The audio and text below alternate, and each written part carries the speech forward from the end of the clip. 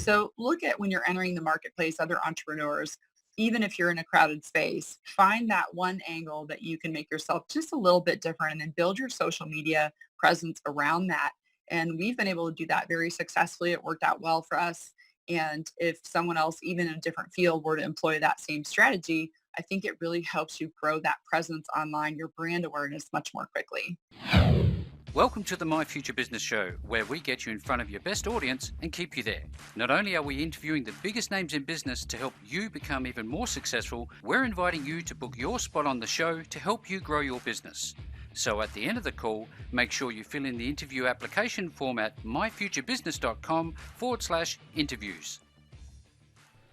Hi, and welcome back to the My Future Business Show. My name's Rick Nusky. I'm the host of this wonderful show. I get to speak with some incredible entrepreneurs, business owners, authors, and the likes. And on today's call, I'm on the line with Danielle Roberts. How are you, Danielle? Terrific. And yourself, Rick? How are you today? I'm well. I have 2 feet and a heartbeat, so I cannot complain. Now, we were talking a little bit earlier about being an entrepreneur in the insurance space. Tell us a little bit about that part of your life and how this came to be that you're in the $1 million female insurance entrepreneur space. Yeah, so I graduated with a journalism degree with TCU, awesome private university, and certainly a great experience, but came to find out that if you want to be a successful journalist, you will barely be able to pay your bills, let alone pay back student loans. So when I left TCU, I went into the business world and worked in that for about 10 years in sort of an HR staffing role. I always wanted to be an entrepreneur. I was an entrepreneurial kid. We washed cars in the neighborhood and all sorts of odd jobs trying to make money when we were kids. And I just thought to myself, I want to do something on my own. I'd like to have the freedom to be an entrepreneur. And I found the insurance field through a friend that was doing an interview, and I went along with her for moral support. And I thought, oh, wow, this is a great opportunity.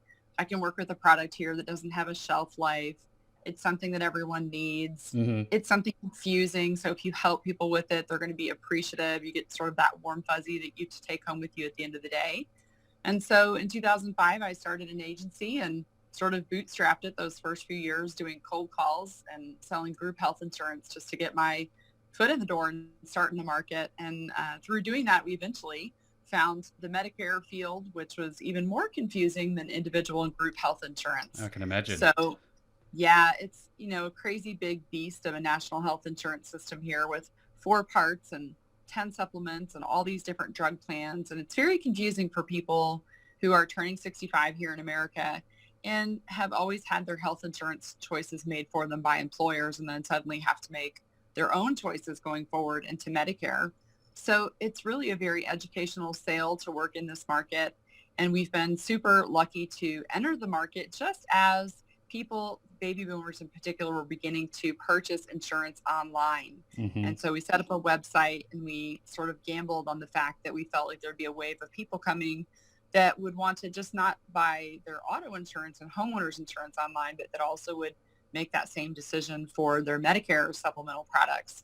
And it was the right time and all the right products. So almost 15 years later, we are in 48 states selling supplemental insurance for about 30 carriers, and we have over 25,000 policyholders. So we're very lucky to be in a great field with great employees and able to, have a business that we're proud of. Yeah, I mean, you must have some wonderful stories and experiences. Early on, you would have been bootstrapping your way through this whole journey. Could you share a little bit about some of the things you did to keep that momentum going in terms of, that cash being, I guess, limited in the early days? Yeah. Well, one of the great things about insurance is when you sell a product every month that your customer makes a premium payment, you Mm-hmm. are earning a commission on that. So you have the first policy that you sell and it's going to pay you every month for as long as that person holds that policy. And then you add a policy. Now you have 2 policies paying you and so on. So it's a great business that you can really build up over time. And I looked at it from, okay, which field or which type of product could I work with that I could build with elbow grease? Meaning I didn't have a lot of money at that time to invest in buying leads. I needed to get some cash flow going first. So a couple things that I did was One, I thought that employer group health insurance was a great field to do the bootstrapping because I could literally front door cold call businesses and offer to quote their employer group health insurance, which is exactly what I did. I went to little industrial business parks all over the DFW Metroplex for 2 years and just walked in the front door with a friendly smile and a business card and said, hey, I work in health insurance. You're a small business. I know that premiums can be high. Would you give me an opportunity to quote your health insurance when it comes around for renewal? And did that to literally hundreds and hundreds of businesses, which slowly over time brought in quotes that we were able to do and business that we were able to land. And in doing so, you meet business owners who know other business owners. So you begin writing individual health insurance products with that as well. And slowly we were able to build up a base of clients until the day came where we had enough money rolling in the door that we could begin to purchase leads. So if someone goes online searching for an insurance product, there's all sorts of websites that will capture their information and then resell that to agents like myself Mm-hmm. so that we can quote them. And that's a much faster way to build the business. So if you have capital coming in, you could go straight to that, but we didn't. So we did the bootstrap route. Another thing that we did was to really network through local agency associations. So I joined the National Association of Health Insurance Underwriters. I volunteered for the board early on and was able to become sort of their resident Medicare expert because a lot of people in the group were group health agents or insurance agents that dealt with disability or long-term care insurance, but there were very few other Medicare agents. And so by getting involved with the board there, I was able to establish myself. And over the years, of course, that's resulted in many hundreds of referrals for us. Yeah, that's a great story. I love the journey, because there's lots of things that I've taken out of there. And the question that came to mind, Danielle, was, are you introverted or extroverted, do you think? I love this question because I'm such an introvert. And Yes. I know I've mentioned this before to people because the front door cold calling can be extremely nerve wracking and a lot of rejection happens, of course, when you're doing that. But I just would remind myself that although I might feel rejected in the moment if someone told me to get out or pointed out the no soliciting sign, I would remind myself that that person's going to forget about me 15 seconds. As soon as I'm out the door, they aren't spending the rest of their day agonizing over why I came in to quote them. I might be agonizing over how they treated me, but they weren't remembering that. So I was just a small interruption in their day and I was hunting for the people that needed my help. So that was one thing that helped me. And then being a natural introvert, you have to build in time for yourself to recharge, right? So Yes. you look at your schedule and you say, okay, I'm not going to be able to do this 40 hours a week. So let's build in 3 days where we're out cold calling and we're going to spend the other 2 days doing administrative things or networking so that you wouldn't always be out doing the hard sell.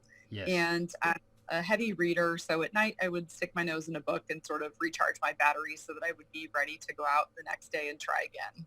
Yeah, because that there is that level of rejection, and we need to get used to it as business owners, entrepreneurs, don't we?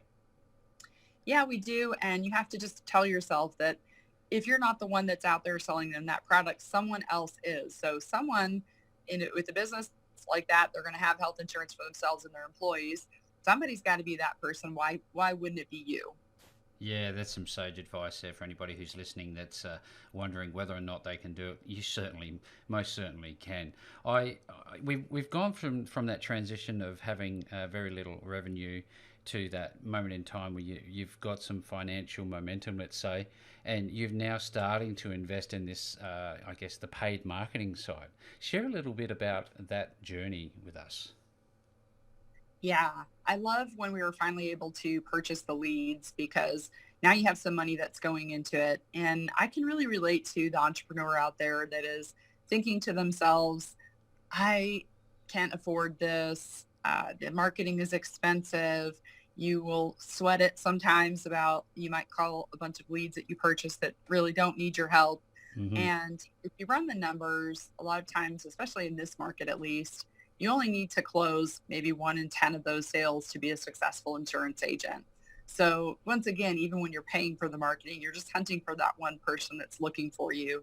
And that certainly made things a lot easier. But another thing that we really worked on very slowly from the ground up is our website presence. We invested in, I think I took a course on HTML from a local community college back in the day. And then we had someone help me with building a website, and we learned all about search engine optimization and how to grow our Google rankings. And so over all those years, we've now built up quite an online presence where people might search for something related to Medicare supplements and easily be able to find our business. And at the same time, the advent of social media really helped too. And I think that that makes things so much easier for people that are getting in today. Back in 2005, we didn't have that. So Mm, I mm. wasn't able to get online and just share a live video and share my knowledge. Today, you can create your own Facebook page and you can put your own videos up there, and then you can boost those videos to people exactly in your sector that are going to be readily available prospects for you. And so I think it's even easier today than it might have been for me, just even 15 years ago. Yes. I wonder, Daniel, has the low barrier to entry with this sort of technology available to everyone nowadays, has that had a dramatic impact on the way you do your social marketing? I think so. Sometimes you can feel like a little bit there's too much social media marketing going on out there. I don't know if you really pay attention, but if you go on Facebook yourself, if you've searched on something that day online, you'll see an ad for it in front of you later that same day on Facebook. And it's because all of these websites are tracking what you're doing, Hmm. and they're serving then that content back up to you. But that has really been great for us because we're getting in front of then the people that are looking for the types of products that we're searching for. And also we kind of talked a little bit about, not comparing yourself to others. Yeah. You can carve out your own place in the social media market, even if you're selling a product that everyone else sells. For us, one of the things that we did is we developed an amazing client service team that handles any problem that happens with Medicare for our current policyholders. So instead of being the agent that tells them call the 1-800 number on the back of your insurance card and turning them over to a stranger at an insurance company that they don't know, we handle that for our policyholders in-house here at Boomer Benefits. And you might think, well, geez, anyone could build a customer service team. But really, I don't have any competitors that have built anything close to it. We've just invested millions of dollars into making it just the very best team in the business. And that's how we've been able to set ourselves apart. And then we turn our marketing around that, giving reviews and showing feedback from the clients that are using this service and finding that it makes their life easier when Medicare denies one of their claims or they Hmm. get a bill that they don't understand. So look at when you're entering the marketplace, other entrepreneurs, even if you're in a crowded space, find that one angle that you can make yourself just a little bit different and then build your social media presence around that. And we've been able to do that very successfully. It worked out well for us. And if someone else, even in a different field, were to employ that same strategy, I think it really helps you grow that presence online, your brand awareness much more quickly. Yeah, that's some wonderful feedback. Thank you so much for sharing. I'm looking at these numbers here. We have 250k social media followers, 170k monthly website visitors, 2.5 million monthly social impressions, and 300k monthly social engagements. If you're starting out and you have no idea how to achieve these things, what's the first foot you put forward? Yeah, so we started that media presence in March of 2016. So it's Mm. taken us about 3 years to get to the level that we're at. Yeah. And boy, I did a lot of stumbling with that in the beginning. I really had no idea what I was doing, but I would just test out different things. Like I would record something or I would make a post and I would put it out there and see, the people that I did have following me, how they liked that. I went and invited all of my friends and family members to follow us on social media. Then I went through all of our clients and I asked them to follow us on social media. So I remember putting up the first post when we hit 10,000 subscribers. And that was a really big day for us and it was very exciting. And you grow that little by little. But one thing I like to share with other entrepreneurs about growing that presence is you want to keep in mind that people are on social media because they are looking to connect with their friends and family. They're looking for news. Yes. They're looking to entertain themselves for a few minutes. What they're not looking for every time they log in is to see a video about Medicare in my shoes. And you could turn this to your own, right? Whatever what your business you're in. If you sell tennis shoes, I guarantee you that your clients don't want to see a post from you every single time about tennis shoes. So you need to go on and create some content that would appeal to your demographic. So think about how old they are, what they're involved in, the things that they do in their normal lifestyle, whatever decade they're from. Build some of your social media content around that to make it entertaining for them. And then maybe, every 4 or 5 posts, then you slide in a post about your product or a video about your product, but make the other things just naturally entertaining that don't have really anything to do with your business. And that's a great way to get in front of your clients and make you sort of break down that barrier to entry. You're making it to where they see you as a real person and someone that's relatable and someone that's interesting instead of somebody that's just always hawking a product in front of them. Yes. And if you approach social media that way, it does make it so much easier for you to grow more quickly. Yes. I wonder, across the different platforms like LinkedIn versus Facebook, etc., do you change the way you talk? Yeah, a little bit you do. So for instance, on our YouTube channel, I'm very educational. I structure all of the content. I write it out ahead of time. We Hmm. create images to go with it. Yeah. And it's very much like attending a class. Whereas on Facebook, it's a lot more casual. I do a lot of live video. It's unscripted. And maybe someone calls in and asks a question. And I think, hey, this is something that other people might be interested in. And I literally would just turn the camera on and start talking about that. And some of those people will see that. So, and of course, with Pinterest, you're going to want to put together images that are beautiful. And you can put together beautiful images about any old topic that you can think of and put those in front of people. So you do need to think a little bit about the particular medium and how people use that medium so that the content you put in makes sense. Yeah, that strikes me as very interesting that you talk about Pinterest in the insurance space. It's not something that I would naturally associate. Now, tell us a little bit about, those, I guess, the outer ring of social media sites and why you decided to go out there, like the Pinterests of the world. Yeah. One of the things that we thought about is there's this coming wave of baby boomers. And of course, Facebook is where they started. But even when we were beginning to grow that, I can remember people saying, nope, there's no baby boomers. They don't use social media. And I just thought, wow, that's really short-sighted because, my parents are baby boomers and my mom is on Facebook. My dad wasn't at that time, but he is now. Hmm. And so I want to be involved in social media, even when that percentage of people is small. So, of course, we don't have a huge demographic of baby boomers and seniors that are using Pinterest. But in 10 years, that may be very different. So if you Yes. build a small presence there today and you just work on growing it slowly, you're going to at least be in the game when that wave of people start to transition over. And we've seen this happen with Facebook and with Instagram. These are some of the larger social media right now, but I think Pinterest is not far behind that. Yeah. And so if your demographic is there, why not, build a presence there? Yeah, that's about, yeah, obviously being in front of where your audience hangs out, isn't it? And where they might be hanging out a few years from now. You don't want to always be looking forward and anticipating that. When we talk about being authentic and you turn on a video, are you always just live or is some of it scripted? What's the balance between the two? If I think it's a really important video where there's some detail that I want to get right, or that Hmm. I think it's going to need some images to help demonstrate what I'm sharing, then we might, script a video and put that together if it's something that like that. But live video tends to get more engagement both on YouTube and on Facebook.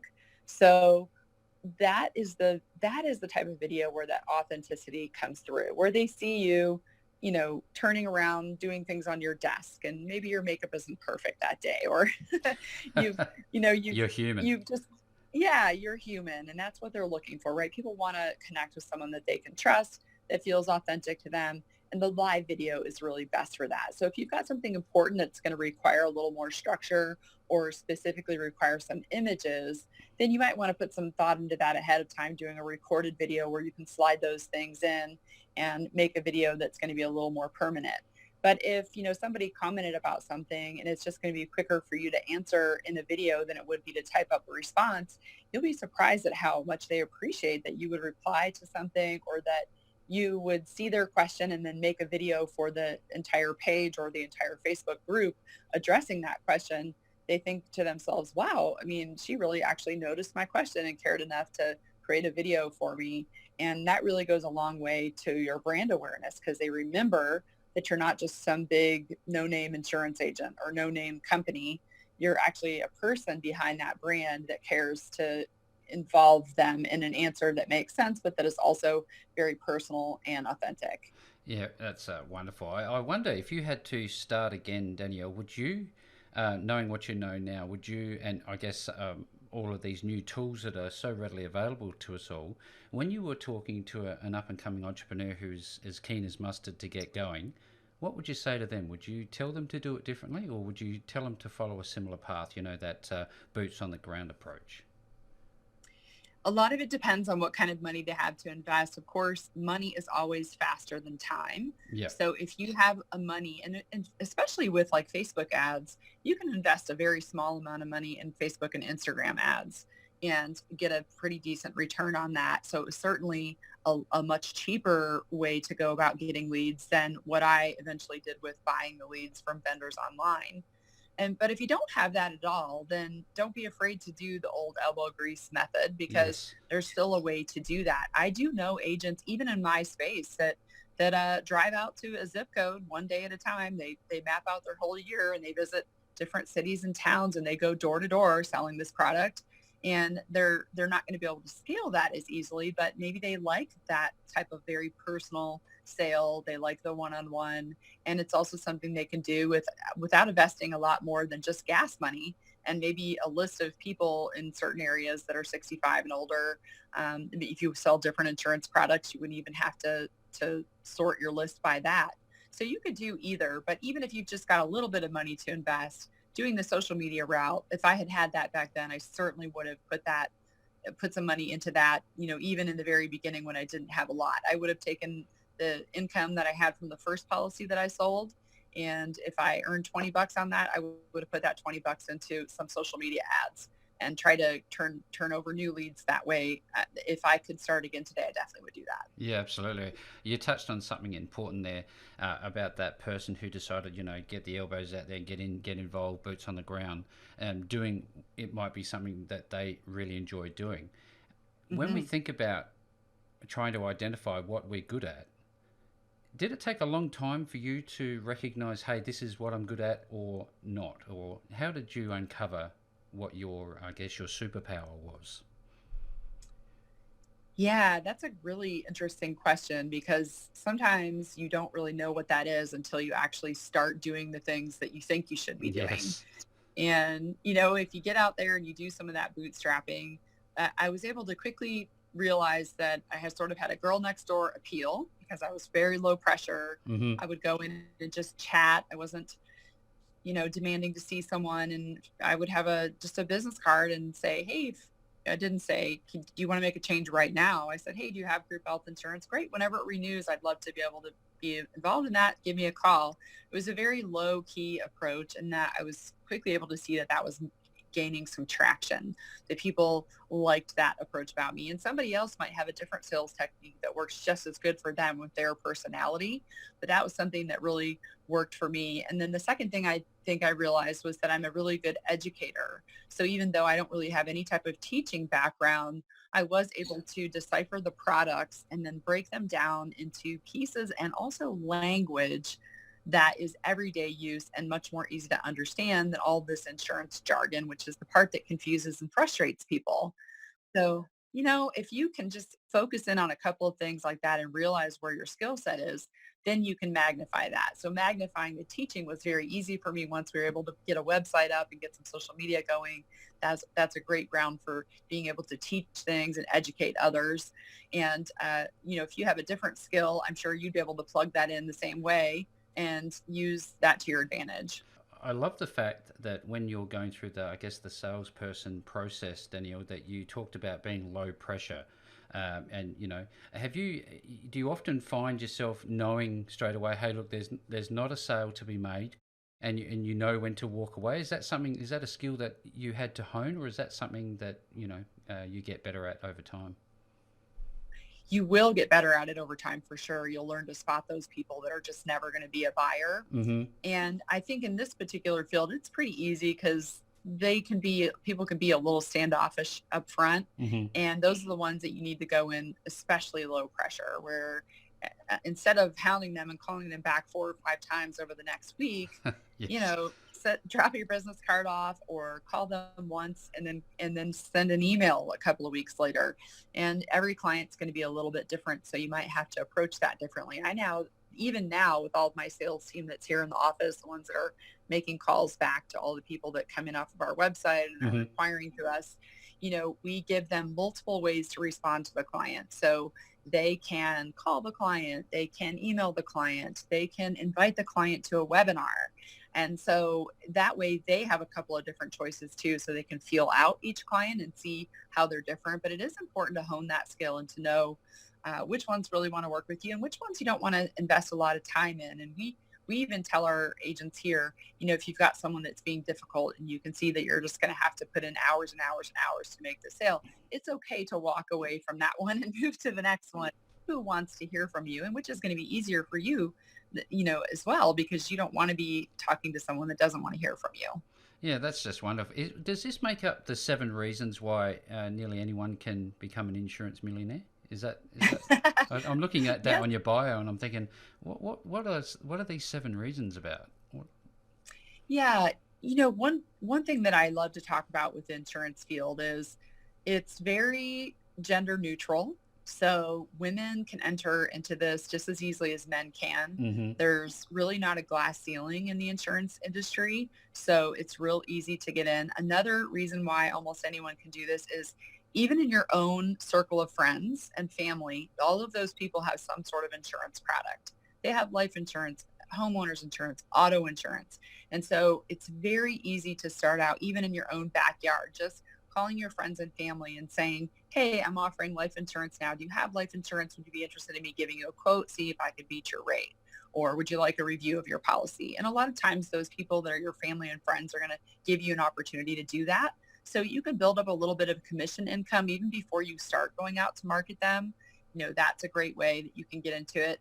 And so when I talk to people and I'm explaining how that piece and also the piece about that you don't have to make a big cash investment up front because you don't need to buy any inventory for your shelf. There isn't any food that's going to be spoiling in your freezer while you're waiting for the next restaurant customer to come in. You don't have to stock the bar full of alcohol and wine. This is just a field where it's just a very low barrier to entry. And it doesn't matter. You can be a man or a woman. You could be 20 or 60. And another thing that I love about it is I know a lot of insurance agents that are well past retirement age, but they're not doing any heavy lifting. This is not a manual labor job. And so they can keep doing it for a much longer period of time than they might have been able to do the types of jobs that people had 20 years ago that might have been more physically demanding than, selling insurances. Well, that's fantastic. Now, if you're on today's call and you're listening to this and you're interested in contacting Danielle, where can they find you, Danielle? Yeah, so you can check us out online at boomerbenefits.com. You can find us on almost any social media at Boomer Benefits. And then if you want more information about me personally or to connect with me on an entrepreneurial level, I'm on LinkedIn with my maiden name, which is Danielle Kunkel, Kunkle.